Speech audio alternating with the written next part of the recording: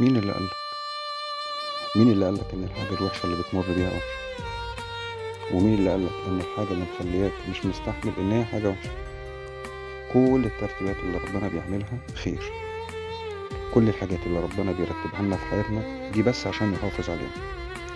فممكن اوي تكون ممنوع دلوقتي من حاجة، بس مش واخد بالك انه منع عنك ضرر اكبر انت ما كنتش هتتحمله.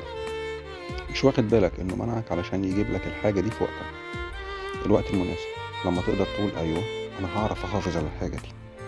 بص حواليك كده، كل الحاجات والمناظر الحلوة دي كانت في بدايتها ايه؟ كانت وحشة، ومرت بظروف وحشة، وحشة قوي. ما كانوش عارفين ان هم هيحاولوا وهيوصلوا للحال ده. ما كانوش عارفين ان ربنا هيرضيهم ويطبطب على قلوبهم. صدقني، الفترة الوحشة اللي انت بتمر بيها دي هي اللي فيها اكبر خير ليك. صدقني الرسالة دي مش جايلك صدفة، ده ربنا مرتبها عشانك. بيقولك ما تخافش، اللي انت خايف منه ربنا شايل لك جواه ترتيب هو الاحسن والافضل ليك. والله هتتعجب من جبر ربنا وكرمه عليك. انت بس سلمها لله وقول يا رب.